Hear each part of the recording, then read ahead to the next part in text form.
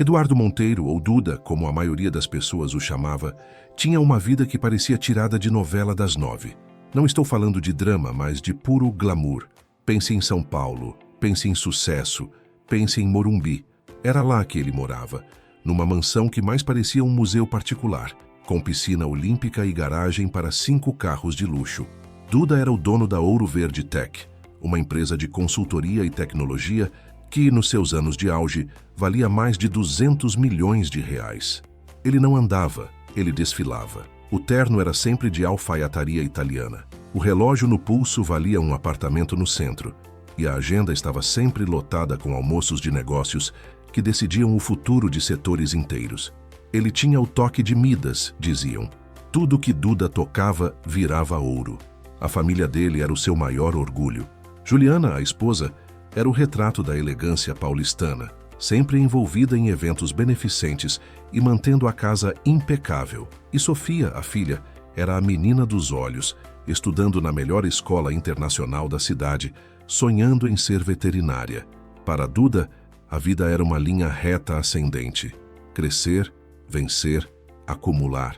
A palavra crise era algo que ele lia nos jornais, afetando os outros, os menos preparados. Nunca ele. Ah, como a vida é irônica. Como ela gosta de pregar peças, meu Deus do céu. O que aconteceu com Duda não foi um erro de cálculo, não foi um deslize bobo, foi um tsunami financeiro, uma conjunção de fatores que começou lá fora, na economia global, mas que se espalhou pelo Brasil como fogo em canavial seco. A Ouro Verde Tech estava muito exposta. Duda tinha feito investimentos arriscados, apostando alto na expansão. Quando o mercado virou de repente, quando os grandes contratos começaram a ser cancelados um após o outro, o castelo começou a rachar. No começo, ele manteve a pose, dava entrevistas tranquilizando os investidores. Estamos sólidos, pessoal. Isso é só uma marolinha. Ele vestia o terno mais caro, colocava o sorriso mais confiante e tentava convencer a si mesmo, antes de convencer os outros, de que ele ainda estava no controle. Mas o controle tinha sumido, tinha virado fumaça. Os telefonemas dos bancos não eram mais de cortesia, eram de cobrança. As reuniões não eram mais sobre o futuro, mas sobre renegociação de dívidas que pareciam não ter fim. Duda começou a sentir o peso. Aquele paletó italiano, que antes parecia uma armadura de poder, agora pesava toneladas nos seus ombros. As noites viraram um tormento. Ele deitava ao lado de Juliana, que dormia tranquila, e olhava para o teto caríssimo da mansão, imaginando quanto tempo ele ainda teria antes de perdê-lo. Ele lutou. Ele lutou como um leão ferido. Vendeu ativos pessoais, liquidou investimentos, demitiu funcionários que ele considerava amigos, tudo na esperança de injetar capital e manter a empresa viva. Ele se humilhou, coisa que nunca tinha feito. Ligou para concorrentes que ele desprezava, pedindo empréstimos, parcerias. Mas no mundo dos negócios, quando você está sangrando, ninguém te ajuda. Eles apenas se preparam para pegar os pedaços. A queda foi rápida e brutal. Em menos de 18 meses, a Ouro Verde Tech, que empregava centenas de pessoas, foi reduzida a um escritório vazio e uma pilha de papéis de falência. O dia em que ele assinou a documentação final de entrega da empresa, Duda não chorou. Ele ficou vazio. Sentado na cadeira de couro que ele mesmo tinha escolhido, ele viu a caneta na sua mão tremer. Ele não estava assinando a perda de um CNPJ, estava assinando a perda de sua identidade. Ele não era mais Duda, o empresário de sucesso. Ele era apenas Eduardo, o falido. O pior golpe, o mais sentido, não foi a empresa, foi a casa. A mansão do Morumbi era o símbolo. Era onde Sofia tinha crescido, onde eles davam festas memoráveis. Quando os advogados o informaram que os bens pessoais seriam usados para liquidar o restante das dívidas, Duda tentou argumentar, implorar. Não, a casa não. A casa é da minha família, mas o sistema não tem coração. E o dinheiro que ele devia era muito maior do que ele podia pagar. Juliana, a esposa, assistiu a tudo com uma dignidade que Duda jamais esperaria. Ela viu os carros de luxo serem guinchados, as obras de arte serem empacotadas para leilão, e ela nunca reclamou do café da manhã simples que substituía o brunch sofisticado de antes. Ela se preocupava com ele, com a alma dele que estava sendo sugada. Uma tarde, sentados no que restava da sala de estar, Apenas um sofá velho e uma televisão emprestada. Duda desabou. Juliana, nós perdemos tudo. Absolutamente tudo. Não temos mais nada. O banco vai tomar a casa na semana que vem. Eu falhei com você, falhei com a Sofia. Ele estava com a cabeça nas mãos, o corpo curvado sob o peso da vergonha. Juliana segurou o rosto dele, forçando-o a olhar para ela. Os olhos dela estavam marejados, mas firmes. Escuta bem o que vou te dizer, Eduardo Monteiro. Você não falhou comigo. Falência é de dinheiro, não de caráter. Você perdeu a empresa, mas não me perdeu. E não perdeu a Sofia. Enquanto estivermos juntos, não perdemos tudo. Aquelas palavras foram um bálsamo, mas a realidade era dura como pedra. Eles estavam prestes a ficar sem teto em São Paulo, e o nome de Duda estava na boca do povo, sinônimo de fracasso. E agora? O que a gente faz? Ele perguntou, a voz rouca. Ele pensou em recomeçar em São Paulo, mas como? Com que dinheiro? E como encarar o julgamento constante, os olhares de pena ou pior, de escárnio, de quem antes o bajulava? A ideia surgiu de repente, como um raio. Era radical, era dolorosa, mas era a única saída para proteger o que restava, a família e o anonimato. Nós vamos embora, Ju. Vamos sumir. Juliana arregalou os olhos. Sumir? Para onde? Para o interior, bem longe de São Paulo, para um lugar onde ninguém saiba quem eu sou. Onde Eduardo Monteiro não seja o empresário que perdeu 200 milhões, mas só mais um sujeito procurando emprego. A conversa foi longa e difícil.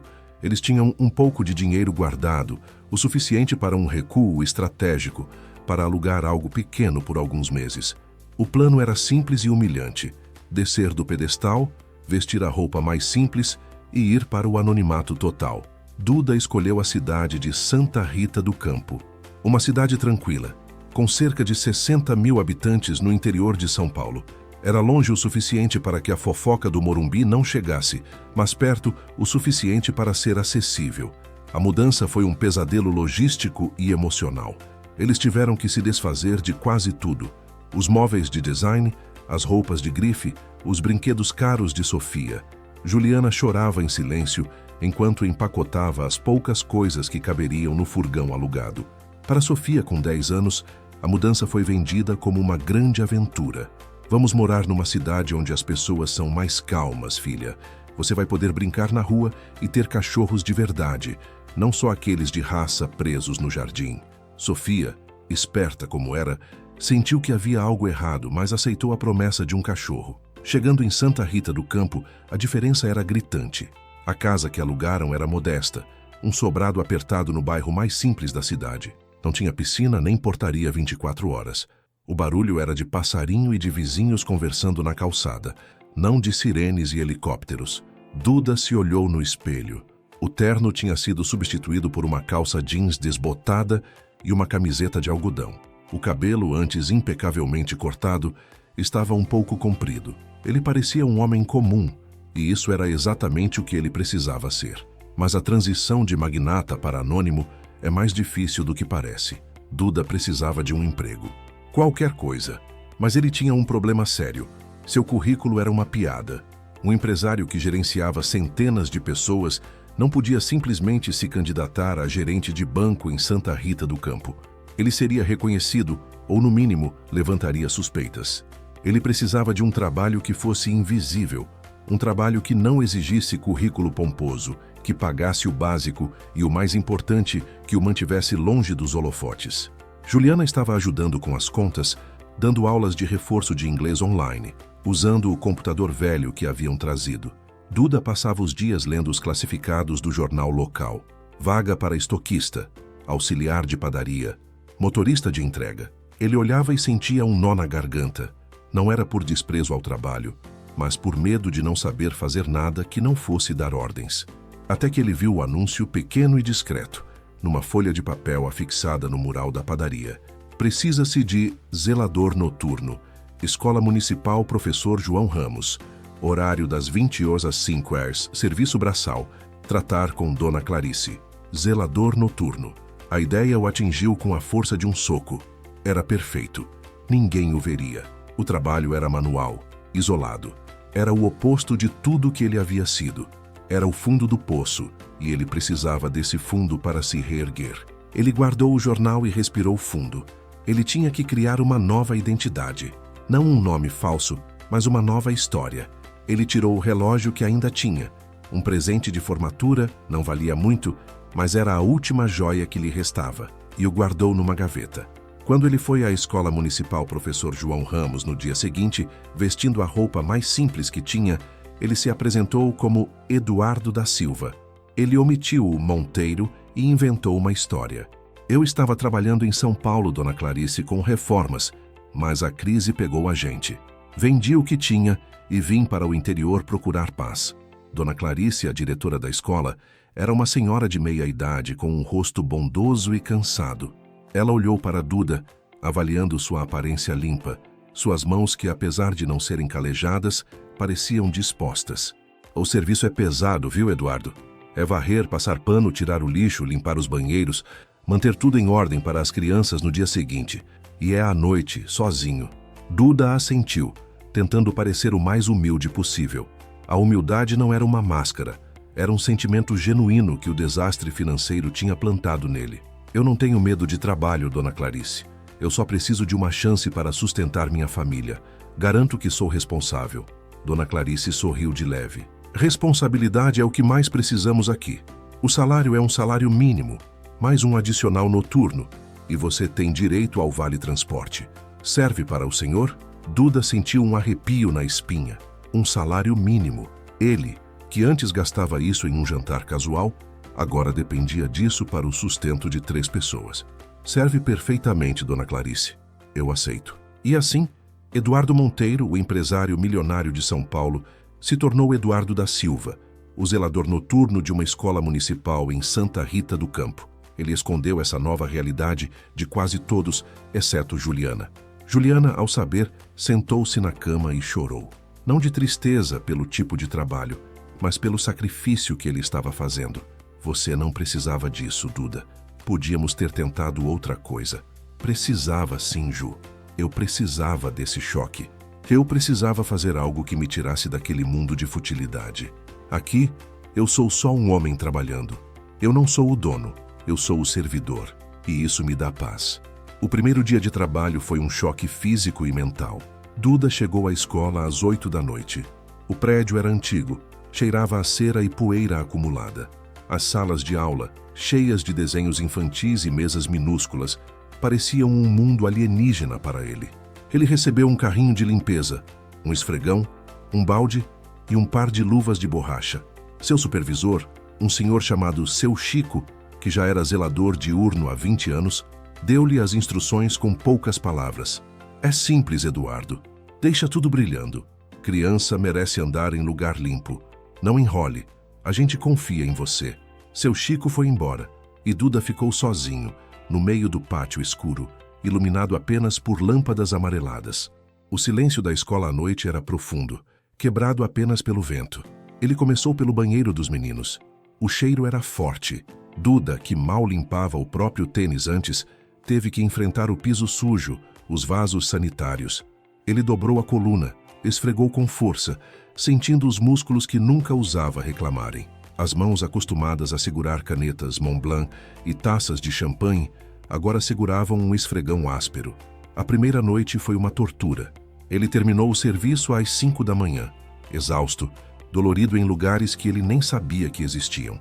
Ao voltar para casa, no sobrado simples, ele tomou um banho rápido e desabou na cama. Juliana já estava acordada, preparando o café.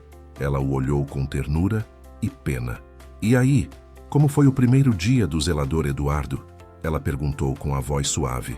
Foi humilhante e libertador. Eu estava tão cansado que não tive tempo de pensar nos milhões que perdi. Eu só pensei em limpar aquela sujeira.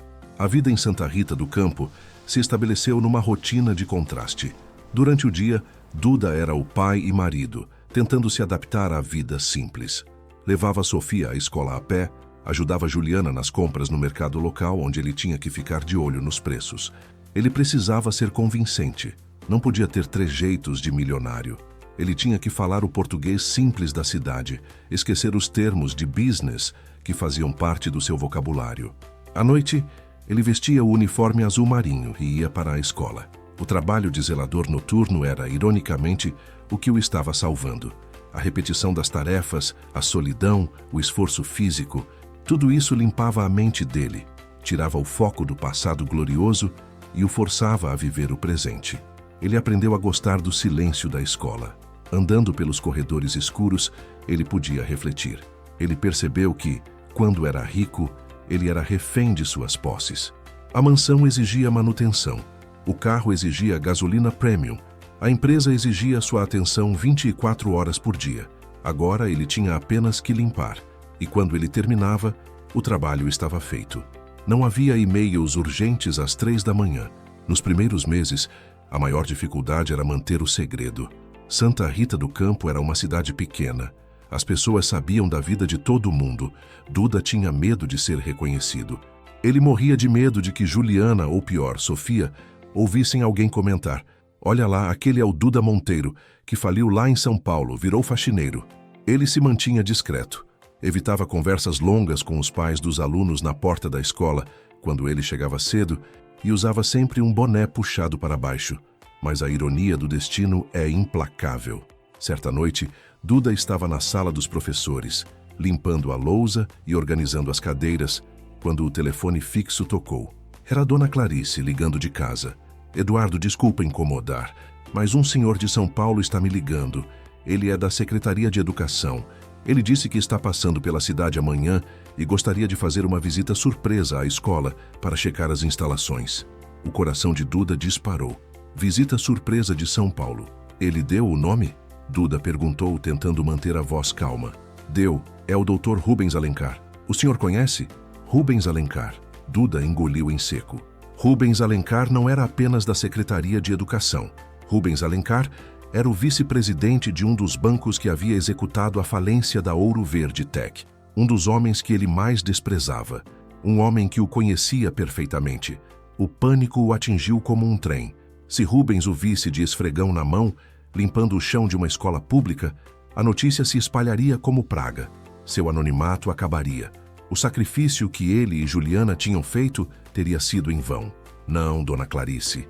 Não conheço. Mas que horas ele vem?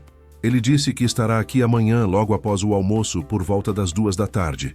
Duda desligou o telefone e sentiu o suor frio escorrer pelas costas. Ele tinha menos de 12 horas para resolver o problema. Ele não podia simplesmente não aparecer no trabalho. Isso levantaria suspeitas em Dona Clarice.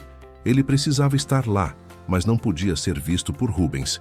Ele terminou a limpeza da noite de forma mecânica, a mente fervilhando. Quando chegou em casa, acordou Juliana. Ju, temos um problema sério. Rubens Alencar, do banco, vai estar na escola amanhã à tarde. Juliana sentou-se, assustada. O quê? Como ele te achou? Não me achou. Ele está em visita oficial. Mas se ele me vir, acabou o anonimato. Ele vai fazer um escândalo. Eles ficaram acordados até o sol nascer, tentando traçar um plano. Eles precisavam proteger a nova vida, a frágil estrutura que haviam construído em Santa Rita do Campo. Você não pode faltar, Duda. Eles vão desconfiar. O que você faz no horário diurno? Perguntou Juliana. Eu durmo, mas amanhã eu teria que estar aqui à tarde, porque seu Chico, o zelador diurno, tira folga na quarta. Eu ajudo a organizar o material que chega. Juliana teve uma ideia simples e arriscada. Você não pode ser visto, mas você pode estar lá. Onde é que você se esconde quando as aulas estão rolando? No quartinho de material, Ju. É apertado, mas é seguro. Ninguém entra lá. O plano foi traçado. Duda iria para a escola na manhã seguinte, faria seu turno extra normalmente, mas no momento em que Rubens Alencar chegasse, ele precisaria sumir. No dia seguinte, Duda foi para a escola com o estômago embrulhado. Ele sentia o nervosismo de quem está prestes a fazer uma apresentação de milhões de dólares, mas desta vez o palco era o corredor sujo e o que estava em jogo era a sua dignidade. Ele limpou, organizou e esperou. Ao meio-dia, seu Chico foi embora. Duda ficou sozinho na expectativa. Ele viu Dona Clarice, a diretora, se arrumar, colocando o melhor blazer para receber a visita ilustre de São Paulo. Às 13h45, um carro preto com vidros escuros parou na frente da escola. É ele, sussurrou Duda para si mesmo, escondido atrás da porta da sala dos professores. Rubens Alencar desceu do carro. alto, imponente, vestindo um terno que custava mais do que a casa de Duda. Exatamente como Duda era, há menos de 2 anos. O contraste era quase insuportável. Dona Clarice o recebeu com sorrisos nervosos e o conduziu para dentro. Duda correu. Ele correu para o quartinho dos materiais de limpeza, um cubículo apertado e abafado, cheio de vassouras, baldes e produtos químicos. Ele fechou a porta devagar e se encolheu atrás de um saco de lixo preto, respirando o cheiro de água sanitária. Ele podia ouvir as vozes abafadas de Dona Clarice e Rubens caminhando pelos corredores. "É uma escola simples, Dr. Rubens, mas muito amada pelas crianças", ouviu Clarice dizer. Sim, vejo que está bem cuidada. Mas onde está a equipe de limpeza?", perguntou Rubens, com a voz grave e autoritária. Duda apertou os olhos. Era agora. "Ah, o zelador diurno saiu, doutor. E o noturno? Bom, o noturno está nos fundos, preparando um material. Ele é novo. Acabou de chegar de São Paulo, fugindo da crise", disse Clarice, sem dar detalhes. Duda tremeu. Ele estava a metros de seu passado, encolhido em um armário com medo de ser descoberto. A conversa se arrastou. Rubens fazia perguntas sobre o orçamento, sobre a manutenção. Duda ouvia cada detalhe, cada termo técnico de gestão, e o ouvia como se fosse um fantasma de sua vida anterior. De repente, a conversa parou bem na frente do quartinho. "E o que temos aqui? Um depósito?", perguntou Rubens. "Sim, doutor. Onde guardamos os produtos. Posso dar uma olhada? Quero ver a organização do estoque. Em São Paulo, a desorganização de estoque é um problema sério de gestão." Duda sentiu o coração saltar pela boca. Ele estava frito. Se Rubens abrisse aquela porta, seria o fim. Ele se preparou para a humilhação. Clarice hesitou. "Ah, doutor, está uma bagunça agora. O zelador noturno estava mexendo nisso." Mas Rubens, com a arrogância de quem manda, estendeu a mão para a maçaneta. "Não tem problema, dona Clarice. Sou acostumado a lidar com bagunça." Duda fechou os olhos. Ele podia sentir o cheiro do perfume caro de Rubens através da porta. Quando a mão de Rubens tocou a maçaneta, houve um barulho estrondoso vindo do pátio principal. Um grupo de alunos do contraturno, jogando futebol, quebrou o vidro de uma janela da sala de artes. "Ai, meu Deus!" exclamou Clarice desesperada. "Me perdoe, doutor. Preciso ir lá. São os meninos." Rubens tirou a mão da maçaneta, irritado com a interrupção. Vá, depois eu vejo o estoque. Mas a segurança é prioridade, dona Clarice." Clarice saiu correndo. Duda, encolhido no escuro, soltou o ar que nem sabia que estava prendendo. Ele ficou ali por mais 10 minutos, até ouvir a voz de Clarice se despedindo de Rubens. O carro preto acelerou, indo embora de Santa Rita do Campo. Duda saiu do quartinho, pálido, suado e coberto de poeira. Ele tinha escapado por um triz, graças a um chute desgovernado de um aluno. Naquela noite, ao lado de Juliana, ele desabafou. "Eu estava a centímetros de ser descoberto. Eu senti a mão dele na maçaneta. Eu cheguei no fundo, Ju, tão fundo que tive que me esconder atrás de um saco de lixo para proteger o nosso anonimato." Juliana o abraçou forte. "Você está vivo, Duda, e estamos juntos. E você está trabalhando honestamente. Isso é o que importa. Você trocou o luxo pela dignidade." A partir daquele dia, Duda se aprofundou na sua nova vida. A quase descoberta o ensinou a ser ainda mais cuidadoso, mas também o fortaleceu. Ele percebeu que a sua verdadeira riqueza não estava nas contas bancárias, mas na capacidade de se adaptar e de persistir. Ele começou a encarar o trabalho de zelador com o mesmo rigor e a mesma atenção aos detalhes que usava para gerenciar a Ouro Verde Tech. Ele não era mais o Duda que mandava, ele era o Eduardo que fazia. Ele começou a notar os problemas da escola. O vazamento no bebedouro, as lâmpadas queimadas que seu Chico não tinha tempo de trocar, o jardim que estava abandonado. Seu salário era de zelador, mas sua mentalidade ainda era de gestor. Ele não podia gastar dinheiro com reparos, mas ele podia usar a criatividade. Ele usou o que aprendeu com anos de gerenciamento de projetos para otimizar o trabalho. Ele consertava os vazamentos com materiais reciclados que encontrava no lixo. Ele organizou o quartinho de material de limpeza de forma tão impecável que Dona Clarice ficou impressionada. "Eduardo, você tem um jeito com organização que eu nunca vi em um zelador", ela comentou um dia. Duda sorriu, humilde. "É só questão de método, Dona Clarice." Ele tinha sido um gestor de 200 milhões. Gerenciar um balde e um esfregão era fácil, desde que ele se livrasse do orgulho. Com o tempo, a escola se tornou o seu refúgio, o seu novo projeto. Ele não limpava apenas, ele cuidava. As crianças que chegavam de manhã começaram a notar a diferença. O pátio estava sempre impecável, os banheiros cheirosos. Elas nunca viam Eduardo, o zelador noturno, mas sentiam o resultado do seu trabalho. Duda passava as noites imaginando como ele faria as coisas se tivesse dinheiro. Ele pensava em soluções simples, focadas na comunidade, na simplicidade, na honestidade do trabalho manual. Ele estava sendo reeducado pela humildade. O chão da escola estava ensinando a ele mais sobre gestão do que todos os MBAs que ele tinha feito. 3 anos se passaram em Santa Rita do Campo. 3 anos de anonimato, de trabalho braçal e de vida simples. A família estava unida, morando no sobrado modesto, mas feliz. Sofia estava crescendo, adaptada à escola pública, e Juliana tinha encontrado paz longe do estresse de São Paulo. Duda, agora com a pele um pouco mais bronzeada e as mãos mais ásperas, não era mais o empresário arrogante. Ele era Eduardo da Silva, o homem discreto e prestativo da Rua da Paz. Ele tinha conseguido esconder seu passado, mas não conseguiu esconder seu talento natural para organizar e resolver problemas. Certa manhã, Dona Clarice o chamou para um café. Eduardo, eu sei que seu salário é baixo, mas preciso te dar um aumento. E também quero te pedir algo. O governo municipal liberou uma verba pequena para reformar a cantina. Eu confio em você. Você aceitaria supervisionar essa obra? Você parece entender de construção. Duda quase riu. Ele entendia de construção? Ele tinha financiado a construção de 3 prédios comerciais em São Paulo, mas ele manteve a compostura. Eu aceito, Dona Clarice, mas não precisa do aumento. O que eu faço aqui é com prazer. Não seja bobo, Eduardo. Eu sei que você tem uma família para sustentar.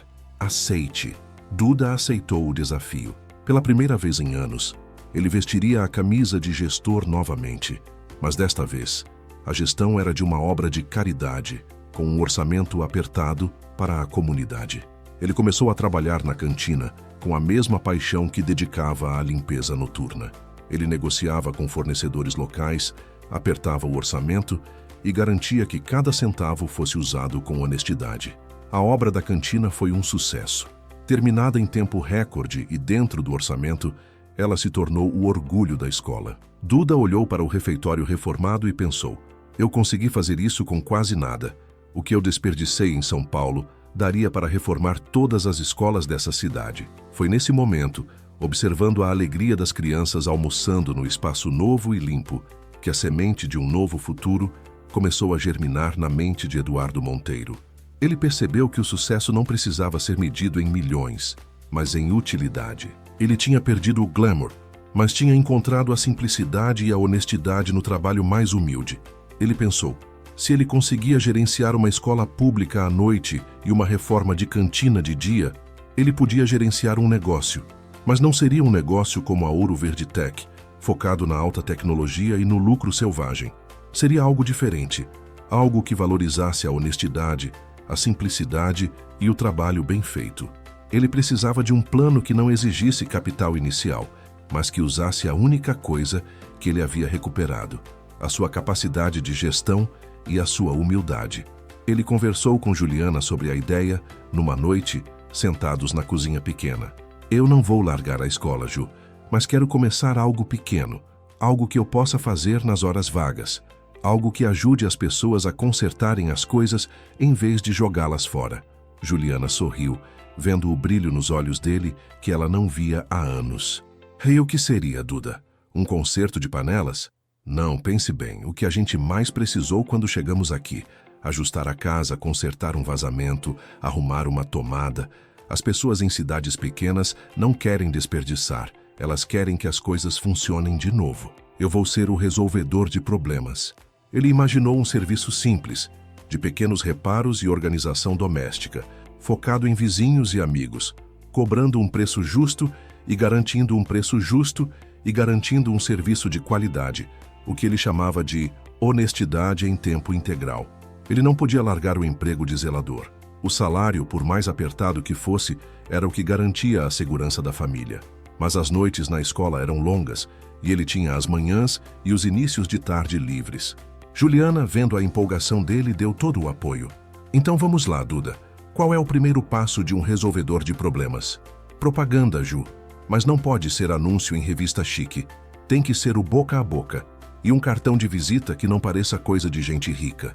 Duda usou um pedaço de papel pardo que sobrou da reforma da cantina. Com a letra de forma, ele escreveu: Eduardo da Silva, pequenos reparos e organização doméstica. A gente resolve. Preço justo. Liga depois das 10 horas. Colocou o número do celular velho. Ele fez 50 cópias à mão. Colou uma na porta da padaria, outra no mural do mercado e distribuiu algumas na igreja e no salão de cabeleireiro. O primeiro dia foi 0. O segundo também. Duda estava começando a sentir o peso da incerteza, algo que ele não sentia desde os primeiros dias da Ouro Verde Tech, 20 anos antes. Naquela época, a incerteza era sobre fechar um contrato de milhões. Agora, era sobre consertar um vazamento. No terceiro dia, o telefone tocou. Duda estava em casa tentando consertar a dobradiça da porta do armário que vivia caindo. Alô? A voz do outro lado era firme e um pouco desconfiada. É o Eduardo? O que faz reparos? Sou eu mesmo, Eduardo da Silva, à disposição. Aqui é Dona Zilda, da Rua dos Ipês. Você colocou um papelzinho na padaria. Meu chuveiro elétrico pifou, e eu não confio nesses eletricistas que cobram o olho da cara. Pode deixar, Dona Zilda. Eu dou uma olhada. Qual o seu endereço? A casa de Dona Zilda era uma das mais antigas e imponentes do bairro. Duda chegou de bicicleta com uma caixa de ferramentas emprestada de seu Chico. Dona Zilda abriu o portão e o avaliou de cima a baixo. Ele usava uma camiseta branca simples e a calça jeans desbotada. Você parece limpo, mas é muito novo para ser eletricista, viu, moço? Duda sorriu, com a calma que só a humildade forçada ensina. Dona Zilda, eu não sou eletricista profissional. Sou resolvedor de problemas. Eu garanto que o chuveiro vai funcionar. Se não funcionar, a senhora não paga um centavo pelo serviço.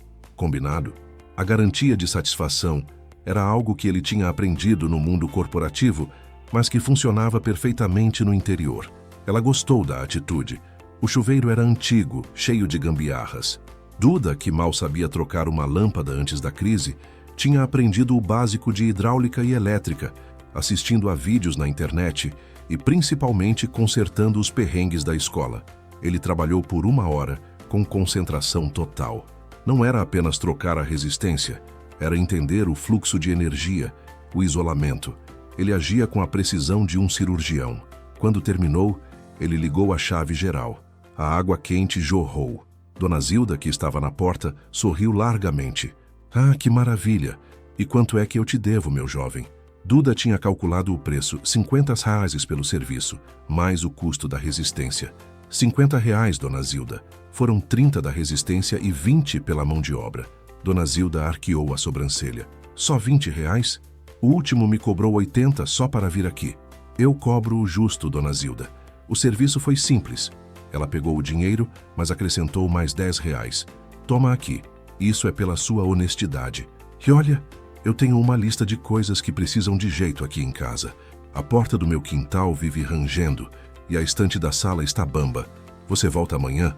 Duda sentiu um calor no peito que o dinheiro de 200 milhões nunca tinha proporcionado. Ele não estava apenas ganhando 60. Ele estava ganhando confiança. Volto sim, Dona Zilda, com certeza.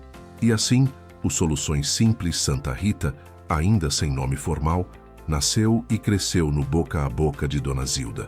Em Santa Rita do Campo, se Dona Zilda aprova, a cidade inteira fica sabendo. Na semana seguinte, o telefone de Duda não parou de tocar. Eram pedidos simples: trocar o sifão da pia, pendurar um quadro, montar um móvel. Ele fazia tudo. Ele descobriu que sua maior vantagem competitiva não era a habilidade manual que ele estava desenvolvendo, mas a sua mentalidade de gestor. Ele chegava no horário, dava um orçamento claro e detalhado e não enrolava.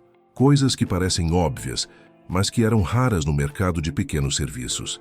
Ele aplicava as táticas de gestão de projetos que usava na Ouro Verde Tech. 1. Priorização. O que é urgente, vazamento, e o que pode esperar, quadro. 2. Gestão de estoque. Ele mantinha uma lista atualizada das ferramentas e dos materiais mais comuns, parafusos, veda-rosca, para não perder tempo. 3. Relacionamento com o cliente. Ele ouvia de verdade a necessidade do cliente, coisa que ele nunca fazia quando era rico, pois achava que sabia tudo. Juliana o ajudava com a contabilidade, separando o dinheiro dos soluções simples do salário de zelador. O lucro era pequeno, mas constante. Pela primeira vez em anos, eles estavam conseguindo respirar um pouco melhor, sem depender apenas do salário mínimo. A vida de Duda virou uma maratona. Ele dormia das 5 da manhã ao meio-dia. Trabalhava no resolvedor até às 7 da noite. Jantava apressado com a família e ia para a escola às 8. Ele estava exausto, mas era um cansaço bom, produtivo. O cansaço de quem constrói algo de novo, tijolo por tijolo. O mais importante é que ele estava se reconectando com Sofia. Quando era empresário, ele só a via nos fins de semana e mesmo assim estava sempre ao telefone. Agora, ele a levava à escola de manhã e muitas vezes ela o ajudava a organizar as ferramentas. "Pai, por que você tem que ser zelador à noite?" Sofia perguntou um dia, enquanto ele a ajudava com a lição de casa. Duda, que tinha medo dessa pergunta, respirou fundo. "Filha, o trabalho da noite garante que a gente tenha o básico, e o trabalho do dia, o de resolvedor, é o que me faz feliz. Eu ajudo as pessoas a terem a casa delas funcionando. É um trabalho importante, não é?" Sofia, com a sabedoria das crianças, assentiu. "É sim, e a escola fica tão cheirosa de manhã." Duda sorriu. Ele estava servindo de duas maneiras, e isso era sua nova definição de sucesso. A reputação de Duda como resolvedor de problemas cresceu tanto que ele começou a atrair a atenção dos outros prestadores de serviço da cidade. E onde há crescimento, há concorrência. E onde há concorrência, há inveja. Existia na cidade um encanador chamado Osvaldo, um sujeito mal-humorado que cobrava caro e vivia de má vontade. Ele era o único na área e, por isso, tinha o monopólio. Osvaldo começou a ouvir falar do Eduardo da Silva, que faz tudo por preço de banana e ainda é honesto. Um dia, Osvaldo encontrou Duda na loja de material de construção. Osvaldo, um homem corpulento e de barba por fazer, se aproximou com ares de superioridade. "E aí, garoto, você é o tal resolvedor?" "Sou eu, sim. Prazer, Eduardo." Duda estendeu a mão, mas Osvaldo ignorou. "Escuta aqui, Eduardo. Essa cidade tem regras. Se você faz tudo, não pode fazer serviço de encanamento. Eu sou o encanador oficial. Cada um no seu quadrado, entendeu?" Duda manteve a calma, lembrando-se de anos de negociações difíceis com CEOs raivosos. "Osvaldo, eu não estou roubando o seu trabalho. Eu estou resolvendo o que os meus clientes me pedem. Se o serviço é muito complexo, eu indico um profissional. E posso te indicar se você quiser. Mas se for só um sifão entupido, eu resolvo. Não é monopólio, é livre mercado." Osvaldo bufou, irritado com o linguajar polido de Duda. "Livre mercado é o meu pé. Se eu te pegar fazendo serviço grande, eu vou te dar um jeito de sair dessa cidade, seu paulista metido a besta." A ameaça era real, mas Duda não se intimidou. Ele já tinha perdido 200 milhões. Uma ameaça de um encanador mal encarado não o faria recuar. Ele sabia que a melhor resposta era continuar trabalhando de forma impecável. A prova de fogo veio algumas semanas depois. Dona Clarice, a diretora da escola, ligou para Duda em casa, no meio da tarde. "Eduardo, é uma emergência. O encanamento principal da escola estourou. Está alagando a quadra. Preciso de você agora." Duda correu para a escola. O pátio estava inundado. A água jorrava de um cano quebrado perto da caixa d'água principal. Era um caos. Dona Clarice estava pálida. "Eu liguei para o Osvaldo, mas ele disse que só vem amanhã de manhã. Ele está ocupado." Duda sabia o que Osvaldo estava fazendo. Punição. Ele queria que a escola sofresse para forçar Duda a desistir. "Não se preocupe, Dona Clarice, eu dou um jeito." O problema era grande. Exigia cavar o chão, encontrar a válvula de pressão e fazer um reparo estrutural rápido. Era um serviço de encanador de verdade. Duda tirou a camiseta e começou a cavar, sujando-se de lama e água. Ele suava, a terra grudando no corpo. Enquanto ele cavava, ele pensava no passado. Em São Paulo, ele teria ligado para um gerente, que ligaria para um supervisor, que ligaria para o encanador. e o problema seria resolvido sem que ele sequer sujasse a ponta do sapato. Agora, ele era o gerente, o supervisor e o operário. Ele encontrou o cano quebrado. O reparo exigia uma peça específica que ele não tinha. Duda limpou a lama do rosto e ligou para Juliana. Ju, preciso de você. O cano da escola estourou. Preciso que você vá na loja de materiais. Compre um conector de PVC de 50 milímetros e um tubo de cola rápida. E venha para cá, rápido. Juliana, acostumada a dar ordens às secretárias e motoristas, agora estava correndo pela cidade para comprar peças de encanamento para o marido zelador. Ela chegou em 5 minutos com o material. Duda, com a ajuda de Juliana segurando a lanterna, era quase noite, fez o reparo. Ele trabalhou com a precisão de quem sabe que um erro pode custar muito caro. Em menos de 2 horas a água parou de jorrar. O fluxo foi restaurado. A quadra ainda estava molhada, mas o desastre estava contido. Dona Clarice observou tudo, emocionada. Eduardo, você salvou a escola. Se a água continuasse assim, teríamos que fechar amanhã. Duda estava exausto, coberto de lama, mas sorrindo. É para isso que serve o resolvedor de problemas, Dona Clarice. No dia seguinte, a história de Eduardo, o zelador que consertou a encanação da escola em tempo recorde, se espalhou por Santa Rita do Campo. A atitude mesquinha de Osvaldo, o encanador oficial, virou fofoca. O incidente da escola consolidou a reputação de Duda. Ele não era mais apenas o faz-tudo. Ele era o homem que resolvia mesmo, sob pressão, e sem cobrar caro por emergência. O fluxo de trabalho aumentou exponencialmente. Duda percebeu que não podia mais dar conta sozinho. O dinheiro que ele ganhava não dava para contratar um funcionário em tempo integral, mas dava para contratar uma ajuda. Ele precisava de alguém com o mesmo espírito, disposto a trabalhar com humildade e honestidade. Ele pensou em seu Chico, o zelador diurno, mas Chico já estava velho e não queria mais esforço. Duda encontrou a pessoa certa por acaso no mercado local. Um jovem chamado Cássio, recém-formado em um curso técnico, mas desempregado e desanimado. Cássio estava tentando consertar a bicicleta velha. Duda se aproximou. Está difícil de consertar, né, garoto? Está quebrando mais do que consertando, seu Eduardo. A gente estuda, se forma, mas não tem emprego decente aqui. Duda viu nos olhos de Cássio a mesma frustração que ele sentia ao folhear os classificados anos antes. Escuta, Cássio, eu tenho um pequeno negócio de reparos. Está crescendo. Preciso de alguém com conhecimento técnico, mas que não tenha medo de sujar as mãos. O pagamento não é alto agora, mas é honesto, e a gente trabalha com qualidade. Cássio ficou desconfiado. Que tipo de negócio? Soluções Simples Santa Rita. A gente resolve de tudo, de chuveiro à prateleira. Você topa ser meu auxiliar, trabalhando por hora? Cássio, sem nada a perder, aceitou. O primeiro funcionário do novo negócio de Eduardo Monteiro era um jovem técnico desempregado, e a sede da empresa era o quartinho de material de limpeza da escola durante a noite e a garagem apertada do sobrado durante o dia. Ter Cássio foi um divisor de águas. Duda, com sua capacidade de gestão, organizava a agenda e lidava com os clientes. Cássio, com o conhecimento técnico atualizado, fazia os reparos mais complexos. Duda estava redescobrindo o prazer de ser um empresário, mas desta vez, a meta era o serviço, não o lucro. Ele começou a pensar grande, mas com a mentalidade pequena. Ele queria expandir o conceito de soluções simples. Ju, eu não quero ser só um faz-tudo. Eu quero que soluções simples seja sinônimo de confiança. Eu quero que as pessoas saibam que, se ligarem para a gente, o preço será justo, o trabalho será bem feito e não haverá desperdício. Juliana, que agora cuidava das finanças e até fazia a propaganda nas redes sociais locais, um perfil simples, mostrando fotos do antes e depois dos reparos, concordou. Mas para isso, Duda, você precisa de uma sede de verdade. As pessoas não vão levar a sério se você atender da garagem. Duda sabia que ela estava certa. Ele precisava de um espaço, mas o capital era apertado. Ele usou o que aprendeu sobre negociação. Ele encontrou um pequeno depósito abandonado, no centro de Santa Rita. O dono, um aposentado, queria alugar, mas o lugar estava caindo aos pedaços.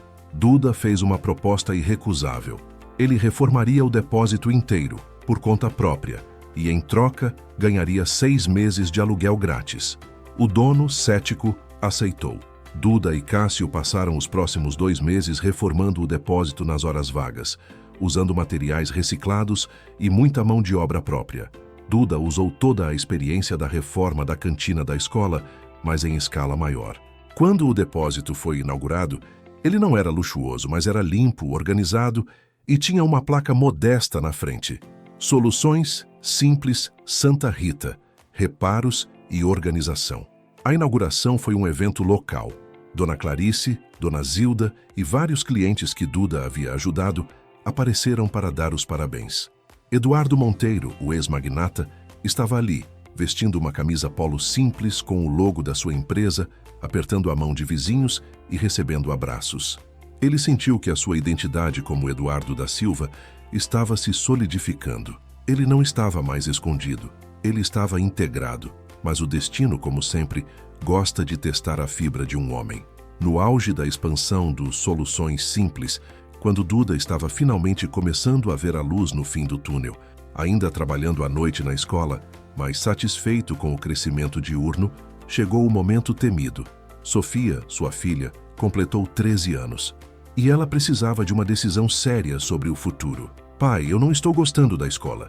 As aulas de ciência não são boas e eu queria fazer um curso de veterinária que só tem em São Paulo. Duda e Juliana sentaram-se com ela. A escola pública de Santa Rita era boa, mas não oferecia o nível de especialização que Sofia precisava para seguir seu sonho. O sonho de Sofia significava voltar para São Paulo. O pânico voltou a atingir Duda. Voltar para São Paulo? Expor-se ao julgamento, ao escrutínio, expor a filha ao contraste entre a vida humilde atual e o glamour que ela mal se lembrava. Não podemos voltar, Ju, disse Duda em pânico. Meu nome está queimado lá. Se eu abrir os Soluções Simples em São Paulo, serei esmagado. E se Rubens Alencar me vir de novo? Juliana, porém, estava mais forte agora. Ela tinha visto o marido renascer. Nós não vamos voltar, Duda. A Sofia vai. Ela pode morar com a minha irmã, a Patrícia, lá em Pinheiros. Ela estuda e a gente fica aqui mandando dinheiro e visitando. Era um sacrifício enorme, mas era o único caminho. Eles não podiam sacrificar o futuro de Sofia por causa do passado de Duda. A despedida de Sofia foi dolorosa. Duda a levou de ônibus até a capital. No terminal, ele a abraçou forte. Seja forte, filha. E lembre-se, a honestidade é a coisa mais valiosa que você pode ter. Não importa onde você estude, use seu talento para servir. Ao voltar para Santa Rita, Duda estava com o coração apertado, mas com a determinação renovada. Ele precisava fazer os Soluções Simples crescer o suficiente para dar a Sofia a vida que ela merecia, sem nunca mais voltar ao caminho da arrogância e do risco desmedido. Ele focou toda a sua energia no negócio. Os Soluções Simples começou a se destacar na cidade por um motivo inesperado. Duda não vendia apenas reparos, ele vendia consultoria. As pessoas vinham a ele com problemas de organização doméstica ou de pequenos negócios. E Duda, o ex-consultor de 200 milhões, usava todo o seu conhecimento de gestão para organizar a vida delas. Uma dona de armarinho estava perdendo dinheiro por causa do estoque desorganizado. Duda passou um dia inteiro na loja, aplicando um sistema de inventário simples, baseado em códigos de cores e prateleiras bem definidas. Não precisa de um software caro, minha senhora. Precisa de método.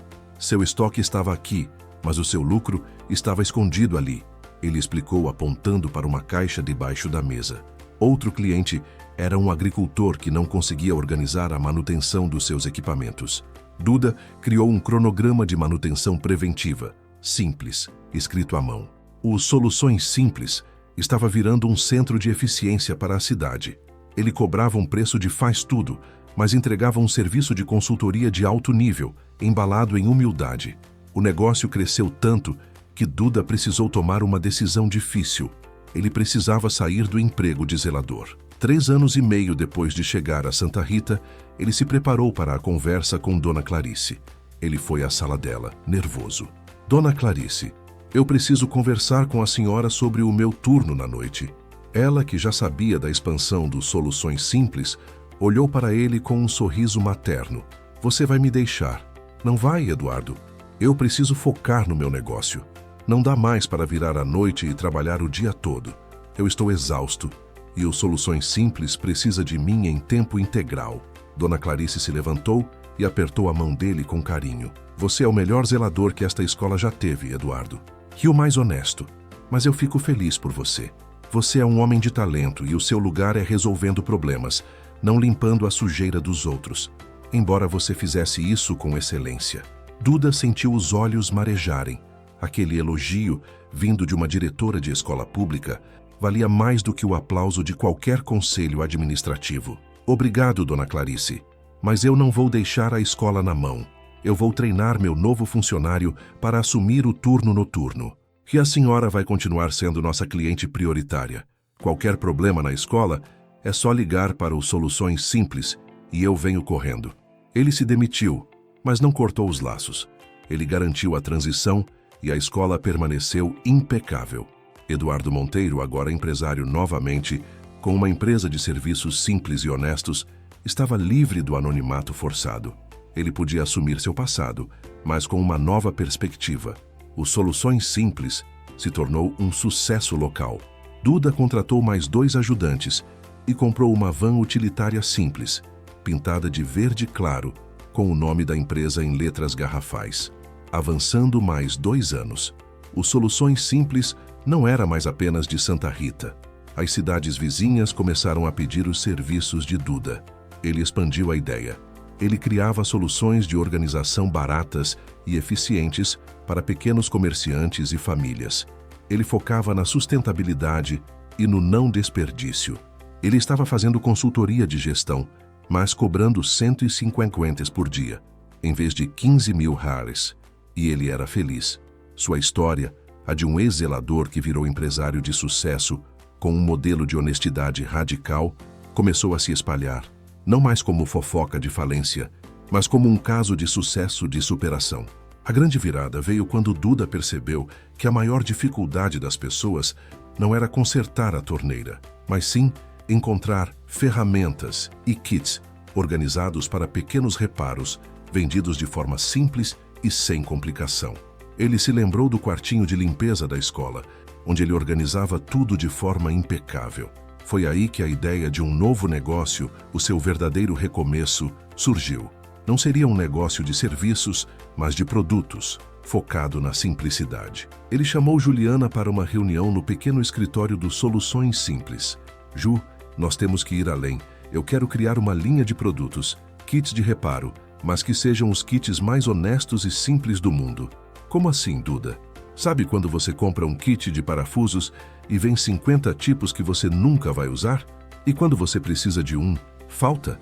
Eu vou criar kits essenciais. O kit Soluções Simples, hidráulica básica, com exatamente o que o morador comum precisa para resolver 90% dos vazamentos. Vou vender a ferramenta certa, pelo preço certo, sem luxo, sem marca cara. Simples, honesto, útil. Ele queria criar uma marca que refletisse o seu novo lema, qualidade sem frescura. O nome que veio à sua mente era a síntese de toda a sua jornada. Ele não podia usar Ouro Verde Tech. Ele precisava de algo que falasse de sua nova vida, de sua humildade reestruturada. Ele olhou para a prateleira de sua oficina, cheia de ferramentas simples e essenciais. Nós vamos chamar de Essencial, uma marca de kits de ferramentas e reparos que valorize o trabalho manual e a simplicidade. O desafio era enorme. Ele não tinha capital para fabricar. Ele precisava de investidores e fornecedores. E para isso, ele teria que voltar, pelo menos virtualmente, ao mundo dos negócios de São Paulo. Ele tinha que encarar seu passado, mas agora ele tinha uma armadura, a dignidade conquistada no chão da escola. Ele começou a desenhar os kits, a planejar a logística e a criar o modelo de negócio, focando em margens pequenas e volume alto, vendendo diretamente para pequenos varejistas do interior. O plano de negócio do Essencial era revolucionário, honestidade brutal na descrição do produto, preço acessível e embalagem simples sem glamour. Ele precisava de um fornecedor de qualidade que confiasse na sua visão, e ele sabia exatamente quem procurar. Um antigo concorrente, um pequeno fabricante de ferramentas que Duda havia humilhado anos atrás, quando era o magnata arrogante. Era hora de fazer as pazes com o passado e buscar a redenção. Ele precisava de um sim, e para isso ele teria que contar a verdade sobre sua jornada, de Morumbi ao esfregão da escola. Duda pegou o telefone e discou o número do antigo concorrente com o coração batendo forte. Ele não era mais Duda Monteiro, o poderoso. Ele era Eduardo da Silva, o humilde resolvedor de problemas, pedindo uma chance. A história estava prestes a sair do anonimato do interior e voltar para o centro das atenções, mas com uma nova fundação, a da simplicidade conquistada a duras penas. Ele tinha perdido a fortuna, mas havia encontrado o propósito. Agora ele iria transformar esse propósito em um novo império, construído sobre o alicerce da honestidade. O telefone tocou e Duda sentiu o suor frio nas mãos. Não era um telefonema de cobrança, mas parecia. Era a ligação que o faria encarar seu passado de frente. Do outro lado, Geraldo, o antigo concorrente, atendeu com a voz seca de quem não queria ser incomodado. Geraldo, é o Eduardo Monteiro, Duda, de São Paulo. Houve um silêncio tão longo que Duda achou que a ligação tinha caído. Eduardo Monteiro? Não acredito. Pensei que você tivesse sumido do mapa, Duda, ou que estivesse em alguma ilha paradisíaca que os credores não acham. A ironia era cortante.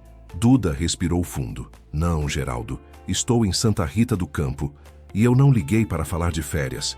Liguei porque preciso de você. Duda foi direto ao ponto, com a mesma franqueza que ele usava agora com Dona Zilda e seus vizinhos. Ele não tentou enfeitar, nem usou jargões corporativos. Eu fali, Geraldo. Perdi tudo. Minha empresa, minha casa, meu orgulho.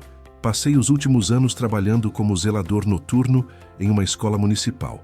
E agora tenho uma pequena empresa de reparos aqui no interior.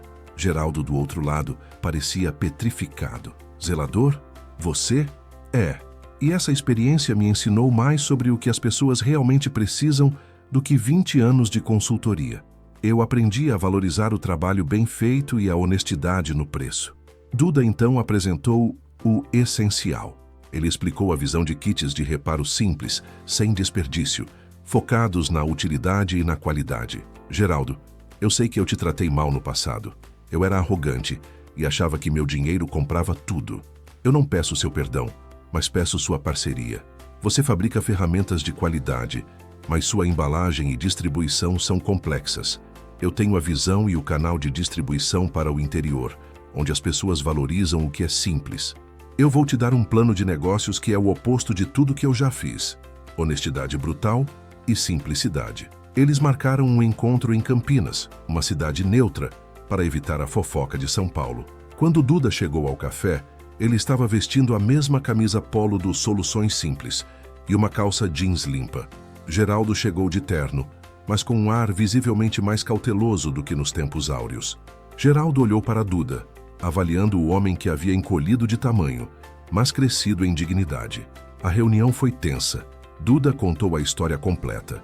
O Morumbi, o tsunami financeiro, a fuga para Santa Rita, o medo de Rubens Alencar e a redenção no quartinho de vassouras. Geraldo escutou cada palavra. No final ele não riu, nem demonstrou pena.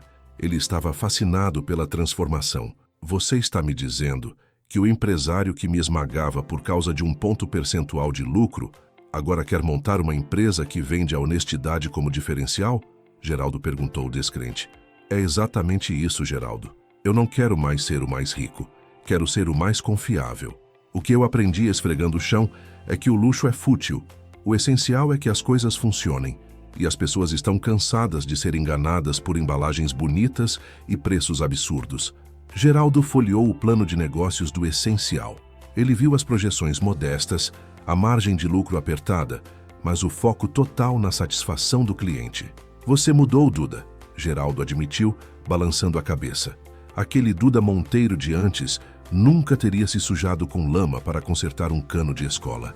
Ele teria ligado para alguém e reclamado do preço. Geraldo sorriu pela primeira vez.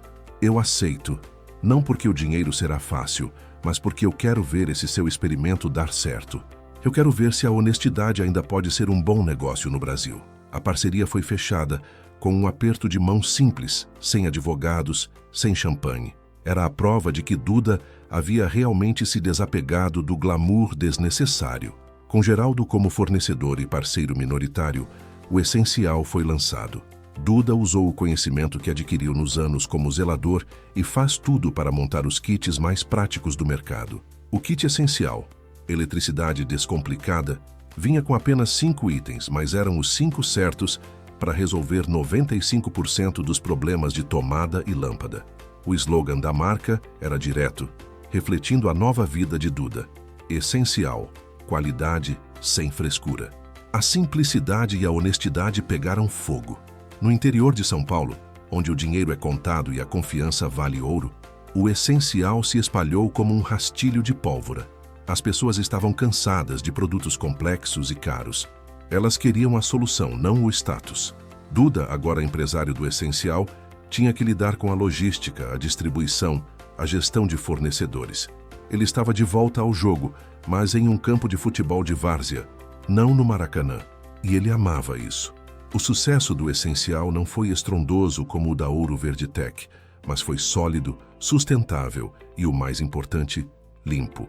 Em menos de 2 anos, o lucro do Essencial e do Soluções Simples, que continuava a funcionar sob a gestão de Cássio, permitiu a Duda e Juliana alcançarem a estabilidade financeira. Eles não eram ricos, mas estavam confortáveis. A primeira coisa que Duda fez foi mudar Juliana para uma casa um pouco maior em Santa Rita, com um quintal decente, onde Sofia, quando voltasse para as férias, pudesse ter o cachorro que ele havia prometido anos atrás. Ele também garantiu que Sofia tivesse a melhor educação em São Paulo, pagando a escola e a moradia com a tia Patrícia. O segredo de Duda, o empresário falido que virou zelador, começou a se tornar um mito local de superação. Ele não precisava mais esconder seu sobrenome. Nos documentos oficiais do Essencial estava lá, Eduardo Monteiro. Mas quando ele ia ao mercado ou falava com os clientes do interior, ele continuava sendo o Eduardo da Silva, o resolvedor. Ele gostava desse nome. Ele era a prova de que ele tinha se tornado um homem novo. A reconciliação final com seu passado aconteceu em um dia comum. Duda estava em São Paulo, visitando um grande distribuidor que queria levar o Essencial para todo o estado. Ele estava de pé, na sala de reuniões envidraçada, olhando para a cidade que ele havia fugido. Ele não estava de terno italiano, mas de camisa social de algodão e calça chino. Ele estava confiante, não por arrogância, mas por saber exatamente o valor do seu produto e o valor do seu caráter. A reunião correu bem. Duda, com a simplicidade que a humildade lhe ensinou, fechou o contrato. Ao sair do prédio, ele viu um carro de luxo parar no semáforo. Dentro, no banco do motorista, estava Rubens Alencar, o homem que quase o descobriu escondido no quartinho de vassouras.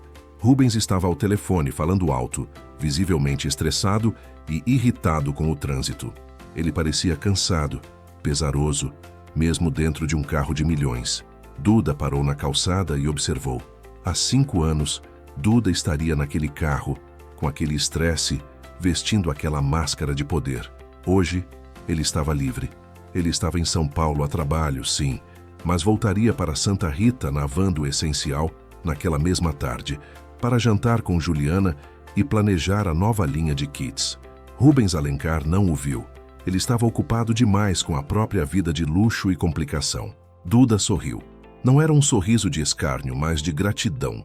Ele agradeceu em silêncio pelo tsunami financeiro, pela falência humilhante e, principalmente, pelo zelador noturno que ele teve que se tornar. Ele havia perdido 200 milhões, mas havia ganhado a sua alma de volta. Ele pegou seu celular, ligou para Juliana e disse: "Estou voltando para casa, Ju. O Essencial vai crescer. Mas não se preocupe, a gente não vai esquecer como se usa um esfregão." Ele andou até onde tinha estacionado a van verde claro do Essencial, abriu a porta e dirigiu em direção ao interior, em direção à simplicidade e à honestidade que ele havia aprendido a amar. Eduardo Monteiro havia se tornado um empresário de sucesso de novo, mas desta vez, ele sabia que a coisa mais valiosa que ele possuía não estava em uma conta bancária, mas na placa simples de sua empresa, Soluções Simples. O Essencial. Ele aprendeu não é o que você acumula, mas o que você constrói com as próprias mãos. E ele estava construindo uma vida que, finalmente, era sólida, limpa e verdadeira. De 1 a 10, que nota você daria? Deixe nos comentários. Assim saberei que chegou até o final e o quanto esta história emocionou você. E se ainda não fez, deixe seu curtir, inscreva-se no canal e compartilhe este vídeo com quem aprecia histórias com lições de vida. Obrigado por estar aqui e até a próxima.